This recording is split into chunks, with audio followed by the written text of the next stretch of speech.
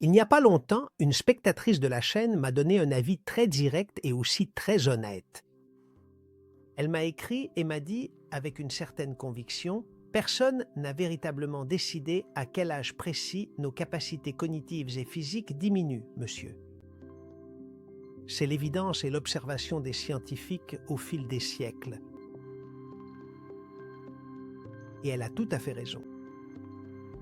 Mais, et voici un mais important, c'est la vérité du siècle dernier.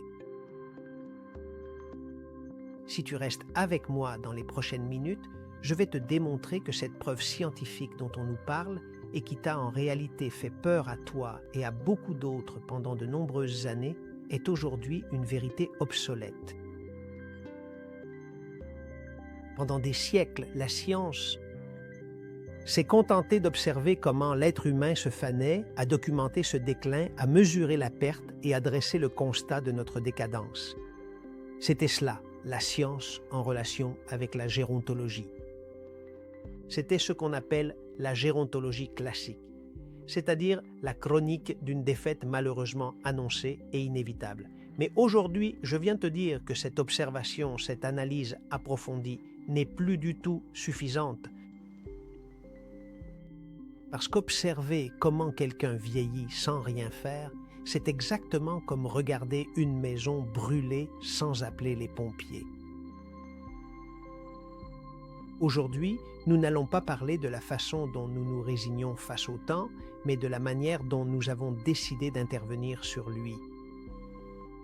Sans aucun doute, prendre de l'âge est obligatoire, mais vieillir a beaucoup d'optionnels, et c'est là mon défi, t'aider à le comprendre.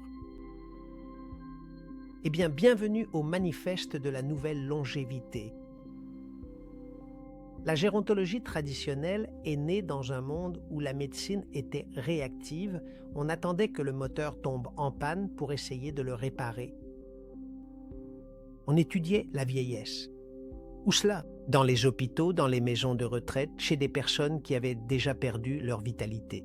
C'étaient les personnes âgées, il fallait les étudier. Et ici, je vais te donner un exemple simple.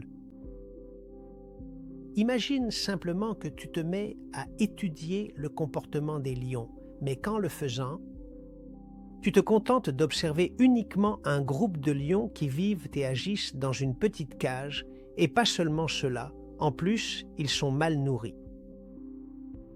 Que se passerait-il?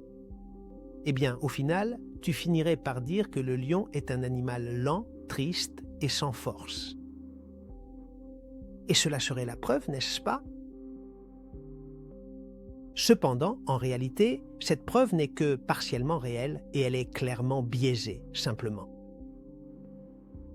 La science du XXe siècle a documenté le vieillissement de personnes sédentaires, malnutries et stressées, et c'est ce qu'ils ont appelé des lois naturelles, alors qu'en réalité, il s'agissait des conséquences d'un mode de vie très spécifique.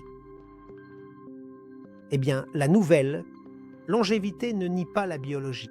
Ce qu'elle nie, c'est que nous en soyons des sujets passifs, c'est-à-dire que nous en dépendions absolument. Et c'est ici que le paradigme vole en éclats et que l'épigénétique entre en jeu. Je l'ai dit dans d'autres vidéos, pendant des décennies, on nous a dit « tes gènes sont ton destin ». Si ton grand-père a eu ceci, si ta mère a eu cela, si ton père a eu autre chose, tu l'auras aussi. Et aujourd'hui, nous savons que c'est radicalement faux. Tes gènes sont comme le clavier d'un piano.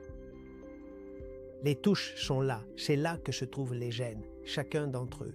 Mais c'est toi le pianiste, et c'est toi qui décides si tu joues une touche en particulier ou non. Comme détail scientifique, retiens cette information. L'épigénétique étudie les marqueurs chimiques qui décident quels gènes s'expriment et lesquels restent silencieux. 80% de ta longévité dépend de ton mode de vie, pas de ton héritage. Retiens cette information. Tes gènes sont finalement comme, imagine les plans d'une maison. Si le constructeur décide qu'il ne place pas les briques exactement à l'endroit indiqué sur le plan, ou si tu décides d'arriver et de dire que tu vas rénover la cuisine, la maison sera finalement différente de celle que l'architecte avait conçue et qui figurait sur le plan. Eh bien, votre mode de vie détermine ce que vous mangez, comment vous bougez, ou si vous ne bougez pas, comment vous pensez. Et ainsi, c'est comme le constructeur qui décide quelle partie du plan est exécutée et quelle partie ne l'est pas.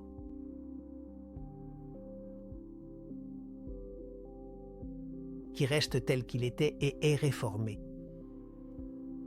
Et ici, garde bien une chose essentielle à l'esprit. Je ne suis absolument pas en train de te mal informer. Ce que je veux véritablement, c'est te faire pleinement comprendre que la télécommande de tes propres gènes, c'est toi seul qui l'as en main. Et j'essaie aussi de t'expliquer en détail pourquoi cette réalité est ainsi et que posséder cette précieuse télécommande est une véritable et profonde libération personnelle. Mais c'est aussi une immense responsabilité. Tu ne peux plus du tout blâmer la simple chance ou tes lointains grands-parents pour ton destin. Maintenant, tu sais que ta santé dépend de tes décisions quotidiennes. La médecine, merci. La médecine du passé s'est obsédée par ce qu'ils appelaient le lifespan, c'est-à-dire l'espérance de vie, et ils disaient « Nous avons réussi à faire vivre les gens jusqu'à 85 ans » et ils en étaient tous fiers. Mais ils n'ont jamais clairement dit quel était le véritable prix à payer et à quoi bon vivre 10 années de plus si tu les passes entièrement alités, sans aucune mémoire ou sans la moindre autonomie réelle. La nouvelle longévité se concentre sur le health span, c'est-à-dire l'espérance de vie en bonne santé. Et à ce sujet, je dois te préciser que lorsque je me place ici devant la caméra pour te parler, je n'ai en aucun cas l'intention d'atteindre l'objectif d'ajouter des années à ta vie. Je ne suis ni Dieu, ni un maître, ni quoi que ce soit de ce genre, et encore moins un magicien. Ce que je veux, c'est t'aider à ajouter de la vie à tes années, quelles qu'elles soient, mais à toutes sans exception. Ajouter de la vie à tes années, ce n'est pas seulement que tes jambes puissent marcher, c'est aussi que ton esprit ne soit pas ton pire ennemi. C'est pouvoir atteindre 90, 100 ou même 120 ans, autant que Dieu t'en donne, avec la curiosité d'un enfant et la sérénité de celui qui a maîtrisé son intelligence émotionnelle, jusqu'au dernier jour de ta vie. Il est vraiment important que le jour où tu rendras ton dernier souffle, tu le fasses après avoir pu vivre une vie pleinement épanouie avec toutes tes capacités et aussi en ayant activement lutté pour créer une paix intérieure et une sécurité profonde en toi-même. Et c'est ainsi. Aussi difficiles que soient tes circonstances, l'important, c'est que lorsque tu partiras de ce monde, tu puisses regarder profondément dans les yeux de tes proches, ceux qui t'ont toujours soutenu, et leur dire sincèrement merci d'avoir toujours été là pour toi à chaque instant. Et aussi, et surtout, j'espère sincèrement avoir pu t'inspirer profondément, malgré mes éventuelles erreurs ou mes inévitables faiblesses personnelles. Ce que je souhaite, c'est que la courbe de ta santé reste stable et qu'elle ne chute brusquement qu'à la fin, lorsque ton heure viendra, comme elle vient pour nous tous.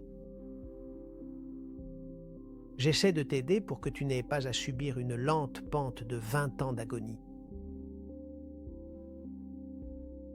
Cela nécessite de passer d'une médecine réactive, c'est-à-dire une médecine qui soigne les maladies, à une médecine de précision et préventive. Ce médicament qui vise à préserver votre santé. En bref, arrêtez d'éteindre les incendies et devenez un expert en protection contre l'incendie. Oh, quel mot! Expert en protection contre l'incendie. Ce n'est pas la même chose d'étudier pourquoi quelqu'un est mort à 90 ans que d'étudier ce que quelqu'un a fait pour voyager, explorer et profiter de la vie à 90 ans, à 100 ans, et c'est possible. À notre très chère spectatrice et à tous ceux, absolument tous ceux, qui pensent que le déclin est un âge inéluctable et gravé de manière indélébile dans la pierre, je leur dis avec conviction, les preuves scientifiques sont en train de changer radicalement parce que nous, toi et moi, sommes en train de changer profondément et continuellement. Je n'ignore pas la gérontologie, je suis simplement en train de la regarder évoluer. Nous sommes en train de passer du statut de victime de l'observation à celui de protagoniste de l'intervention. La nouvelle longévité est véritablement un choix personnel. C'est décider consciemment que tu ne seras absolument pas la statistique moyenne d'il y a un siècle. C'est comprendre profondément qu'aujourd'hui, nous avons à notre disposition la technologie moderne, la supplémentation essentielle, les connaissances nutritionnelles approfondies et la science de l'exercice physique pour que tes 70 ans soient les nouveaux 40 ans, pleins de vitalité et d'énergie. Ton corps n'est pas un objet qui s'use, enlève-toi ça de la tête. C'est un écosystème qui se régénère, mais seulement si tu sais comment le traiter. Et moi, ce que je cherche avec toute humilité, mais aussi avec toute ma force, ce n'est pas seulement de te parler de science, c'est surtout, et c'est très important, de te parler de ta liberté. Ce manifeste n'est pas fait pour que tu l'écoutes, il est fait pour que tu le signes avec tes habitudes, comme s'il t'appartenait à partir de demain. Et une chose de plus, parce que je sais qu'il y a beaucoup de personnes là-dehors, vivant sous l'ombre de la peur du déclin, eh bien, tu me rendrais un grand service et je suis sûr que tu leur en rendrais un aussi si tu partages ces vidéos. En les partageant, aide-moi à faire parvenir ce message de liberté à ceux qui pensent qu'il est déjà trop tard. Alors que ce n'est pas le cas, aidons-les ensemble. Et toi, en attendant, comme toujours, commence à profiter de ta longévité et avance toujours vers l'avant. Toujours de l'avant. Je te lis dans les commentaires.